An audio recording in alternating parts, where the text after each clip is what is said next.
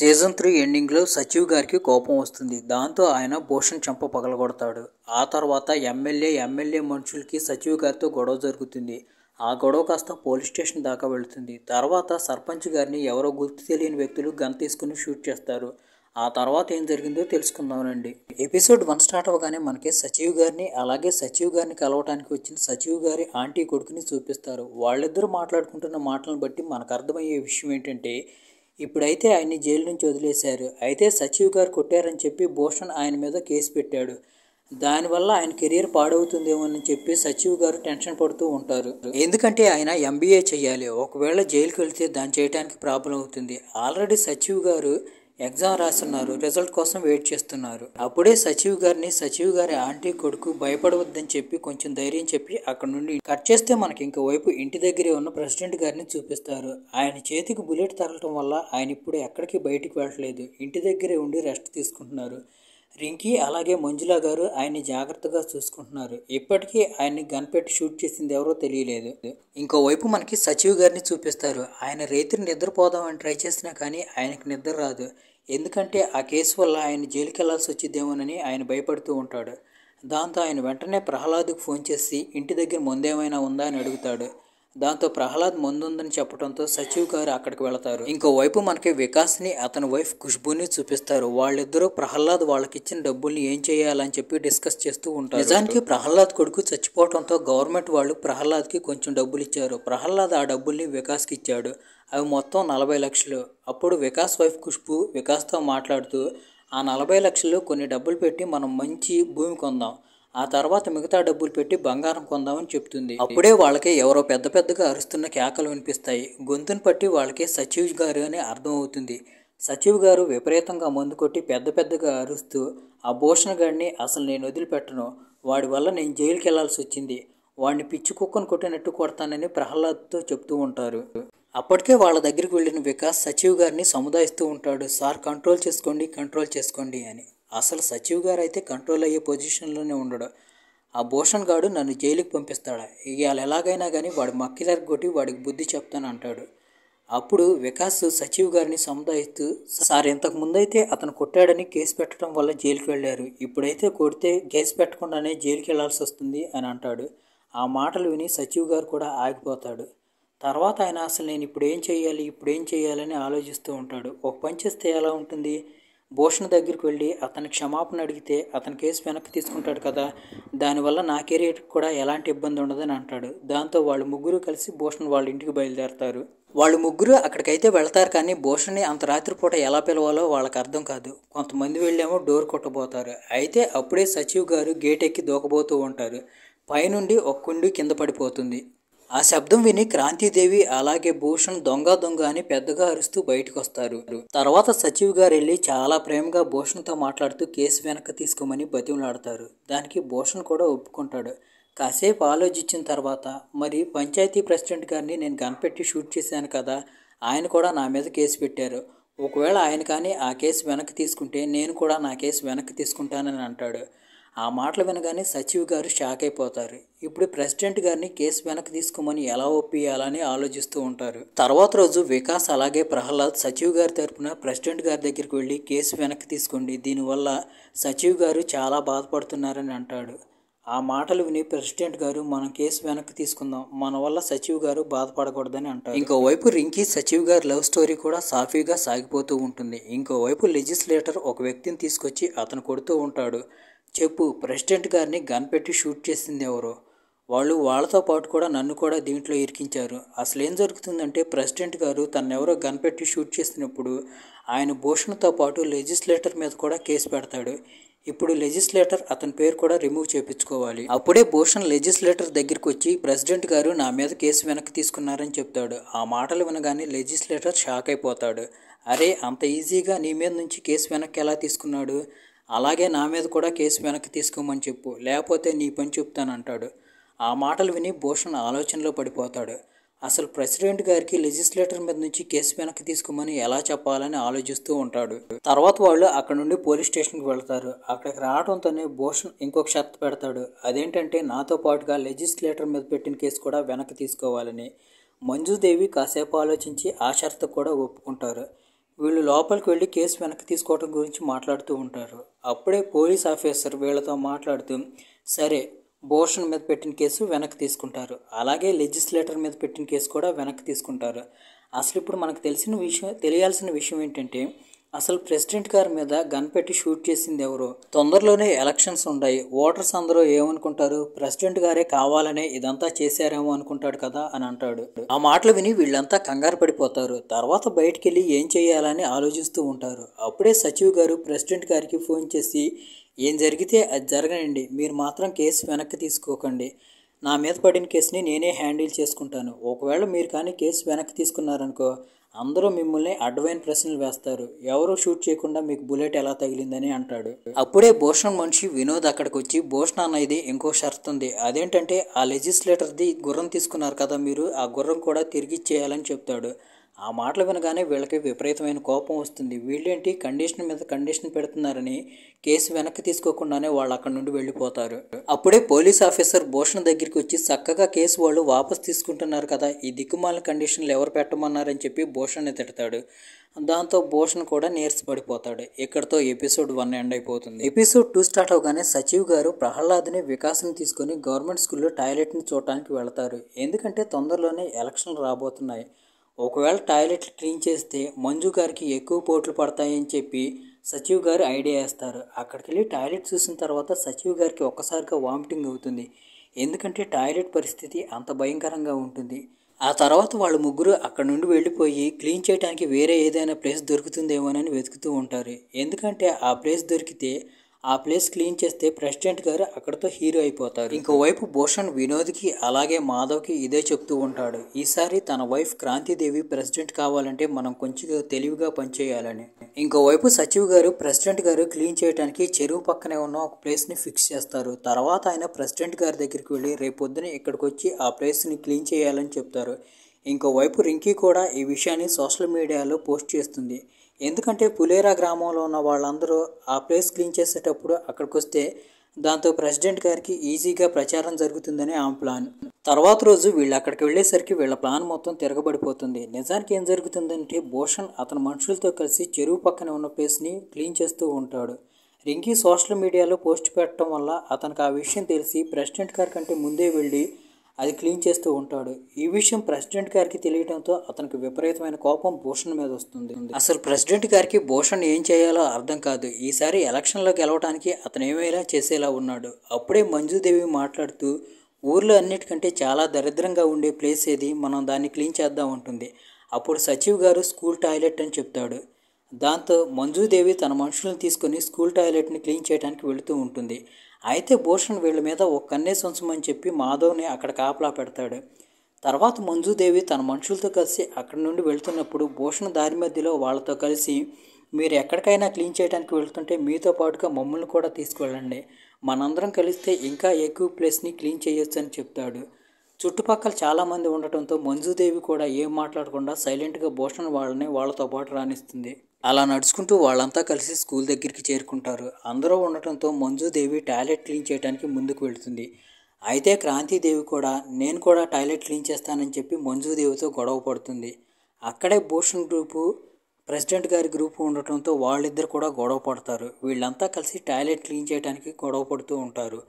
అప్పుడే మంజుదేవి క్రాంతిదేవితో, మీ ఆయన మా ఆయన్ని గన్నపెట్టి షూట్ చేశాడు, ఎంతకంటే ఎవరైనా దిగజారిపోతారా అంటుంది.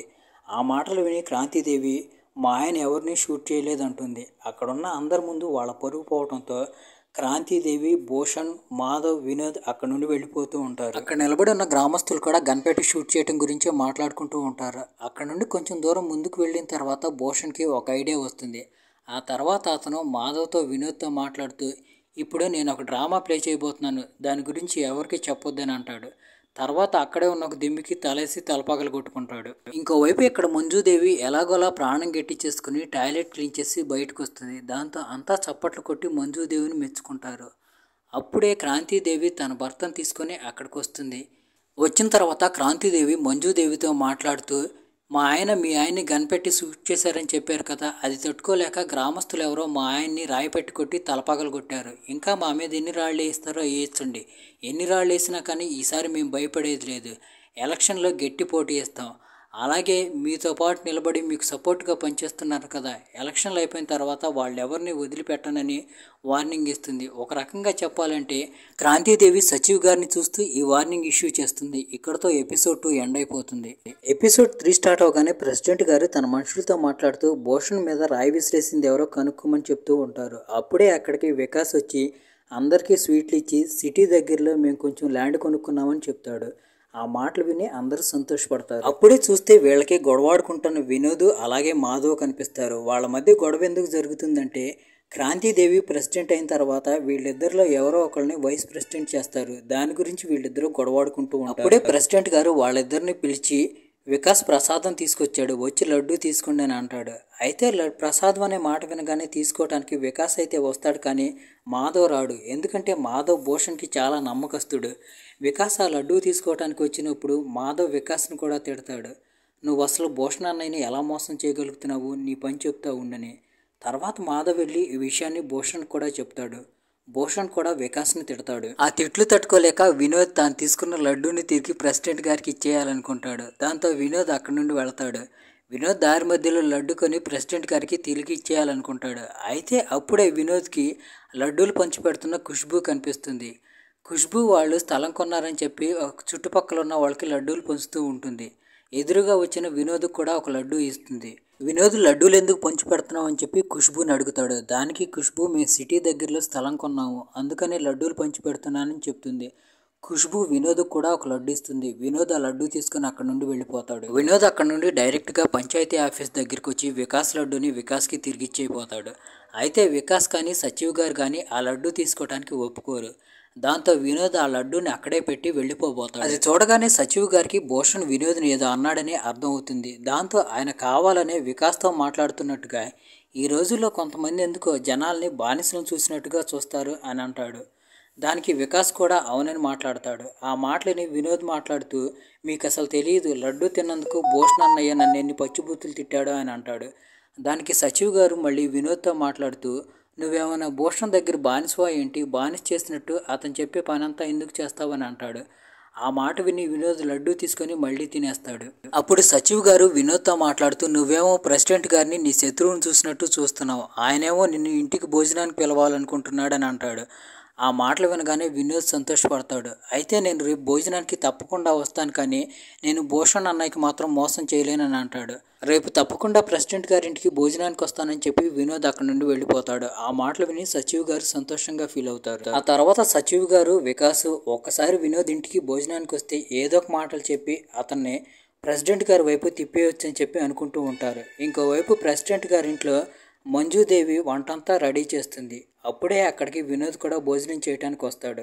అయితే వాళ్ళందరూ వినోద్ కోసం వెయిట్ చేస్తూ ఉంటారు. వినోద్ భోజనం చేస్తున్నప్పుడు ఎవరో భూషణ్ గురించి మాట్లాడాలనుకోరు. ఇంకోవైపు వాళ్ళకి వినోద్ కూడా భూషణ్ గురించి ఏమీ తెలుసుకోవడానికి అవకాశం ఇవ్వడు. అతను భోజనం పైన పడి యుద్ధం చేస్తూ ఉంటాడు. అప్పుడే మంజుదేవి వినోద్ దగ్గరికి వచ్చి, ఒకవేళ నువ్వు కానీ ప్రెసిడెంట్ గారితో కలిసి పనిచేసావంటే రోజు నువ్వు ఇలాంటి రుచికరమైన భోజనం తినొచ్చు అని చెప్తుంది. అప్పుడే వినోద్ భూషణ్కి ఫోన్ చేసి, నేను భోజనం చేయడానికి ప్రెసిడెంట్ గారి ఇంటికి వచ్చాను, దానివల్ల నీకు ఇబ్బంది ఏమి లేదు కదా అని అంటాడు. అయితే వినోద్ ఇక్కడ భూషణ్కి ఎందుకు ఫోన్ చేస్తాడంటే, నేను భూషణ్ బానిసను కాదని చెప్పి వినోద్ వీళ్ళకి చూపించాలనుకుంటాడు. అయితే భూషణ్ పిచ్చి తిట్లు తిట్టి ఫోన్ కట్ చేస్తాడు.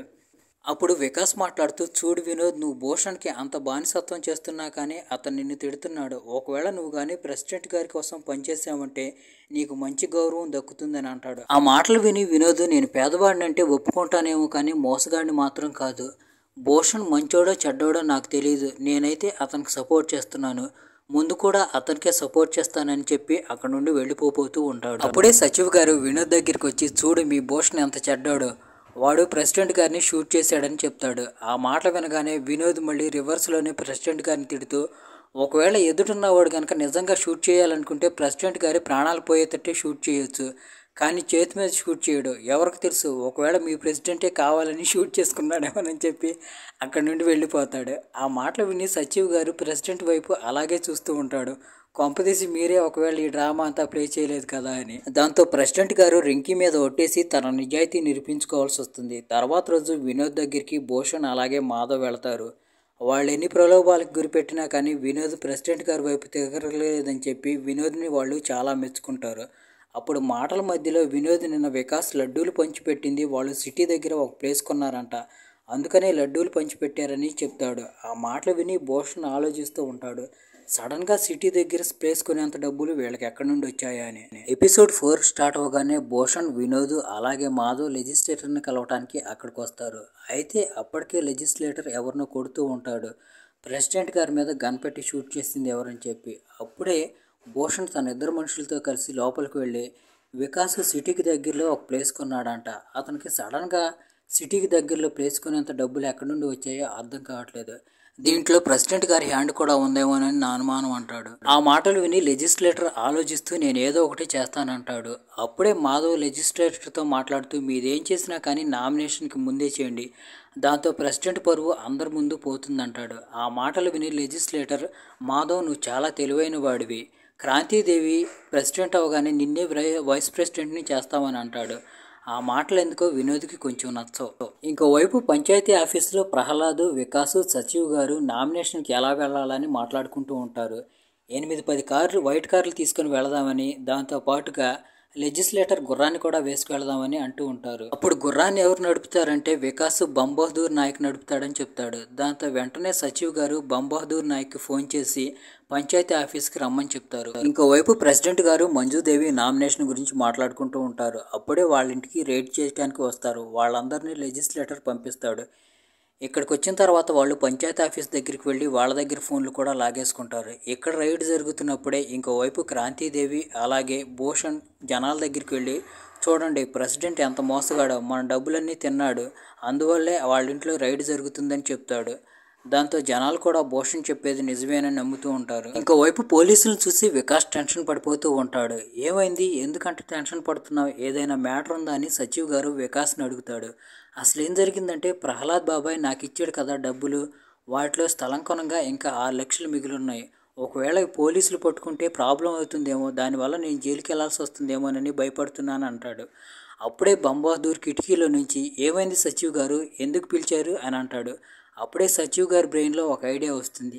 అతను బంబహదూర్కి ఏదో చెప్తాడు. ఇంకోవైపు ఖుష్బూ కూడా ఇక్కడ పోలీసులను చూసి టెన్షన్ పడుతూ ఉంటుంది. అప్పుడే బిల్డింగ్ పైకి బంబహదూర్ వచ్చి వికాస్ నన్ను ఇక్కడికి పంపించాడు, ఇంట్లో దాచిపెట్టుకుంటున్న డబ్బులు నాకు ఇస్తే పోలీసులు వచ్చేలోపు నేను ఎత్తుకెళ్ళిపోతానంటాడు.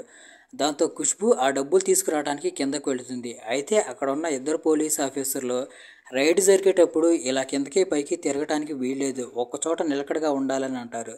అయితే ఖుష్బూ నేను ఇప్పుడు ప్రెగ్నెన్సీతో ఉన్నాను కదా, ఒక్కచోటే ఉండలేను, అందుకే చల్లటి గాలి కోసం పైకి వెళ్ళానని చెప్తుంది. ఇంకోవైపు బంబహదూర్ కూడా పోలీసులు పైకి వచ్చేలోపు తాను అక్కడ నుండి తప్పించుకోవాలని చెప్పి అక్కడ నుండి దూకేస్తాడు. అయితే పొరపాటుగా కాలు జారి కింద పడతాడు. దాంతో అతను పెద్దగా అరుస్తాడు. దాంతో ఇద్దరు పోలీస్ ఆఫీసర్లు పైకి వెళ్తారు. అయితే పైకి వెళ్ళి చూస్తే అక్కడ వాళ్ళకేమీ కనిపించదు. అప్పుడే రింకీ పోలీసులకి ప్రెసిడెంట్ గారి అమ్మాయి రింకీని ఇక్కడికి పంపిండి, ఆమె నాకు హెల్ప్గా ఉంటుంది, నన్ను జాగ్రత్తగా చూసుకుంటుందని చెప్తుంది. దాంతో వాళ్ళు సరేనని బయటకు వెళ్తారు. అప్పుడే వాళ్ళకి బంబహదూర్ కనిపించడంతో వెంటనే ప్రెసిడెంట్ గారి ఇంటికి వెళ్ళి రింకీని ఇక్కడికి పిలుచుకురామని చెప్తారు. దాంతో బంబహదూర్ కూడా ప్రెసిడెంట్ గారి ఇంటికి వెళ్ళి రింకీని ఇక్కడికి తీసుకొస్తాడు. రింకీని అక్కడికి వదిలిపెట్టిన తర్వాత బంబహదూర్ అక్కడి నుండి వెళ్ళబోతూ ఉంటాడు. అయితే బంబహదూర్ని చూడగానే అతను ఎందుకో పోలీసులకి కొద్దిగా తేడాగా కనిపిస్తాడు. అప్పుడు రింకీ ఖుష్బూతో బంబహదూర్ అటు పక్కనే ఉన్నాడు, నువ్వు డబ్బులు నాకు ఇచ్చావంటే నేను తీసుకెళ్లి పైనుండి విసిరేస్తాను, అవి తీసుకుని బంబహదూర్ అక్కడి నుండి వెళ్ళిపోతాడని చెప్తుంది. దాంతో ఖుష్బూ తెచ్చి డబ్బుల్ని రింకీకి ఇస్తుంది. అయితే రింకీ డబ్బులు విసిరేయగానే బంబహదూర్ పట్టుకుంటాడు. అప్పుడే పోలీసులు చూస్తారు. అంటే దీని అర్థం పోలీసులు రెడ్ హ్యాండెడ్గా బంబహదూర్ని పట్టుకున్నాడని. తర్వాత పోలీసులు బంబహదూర్ని, ఖుష్బూని, రింకీని అలాగే వికాస్ని పోలీస్ స్టేషన్కి తీసుకువెళ్ళబోతూ ఉంటారు. అప్పుడే ప్రెసిడెంట్ గారి గ్రూప్ వాళ్ళు వచ్చి మీరు అలా వాళ్ళని తీసుకువెళ్ళటానికి వీల్లేదు, ఇదంతా లెజిస్లేటర్ కావాలని చేశాడని చెప్తాడు. అయితే ప్రహ్లాద్ ఈ డబ్బులు నాయి, నేనే వికాస్ ఇంట్లో పెట్టానని చెప్తాడు. అయితే పోలీసులు వాళ్ళ మాట పట్టించుకోరు. అప్పుడే అక్కడికి ఒక పెద్ద ఆఫీసర్ కారు వేసుకొని వస్తాడు. ఆ రైడ్ చేయడానికి వచ్చిన ఆఫీసర్ని కారులోకి పిలిచి లాగి చెంప పగలగొట్టి నువ్వు ఇప్పటికైనా కానీ ఆ లెజిస్లేటర్కి గులాంగిరి చేయటం మానేసేయి, ఆ లెజిస్లేటర్ అంత మంచోడు కాదని చెప్తాడు.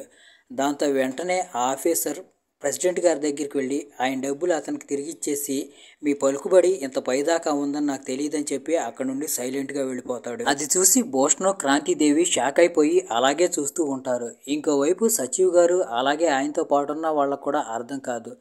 అసలు ప్రెసిడెంట్ గారిని కాపాడటానికి ఎవరు వచ్చారు, ఎందుకు వచ్చారు, ఎలా వచ్చారు అని ఆలోచిస్తూ ఉంటారు. తర్వాత రోజు వీళ్ళు సైలెంట్గా వెళ్ళి నామినేషన్ వేస్తారు. అక్కడ మంచుదేవికి ఎదురుగా క్రాంతిదేవి నిలబడి ఉంటుంది. ఇక్కడతో ఎపిసోడ్ 5 ఎండ్ అయిపోతుంది.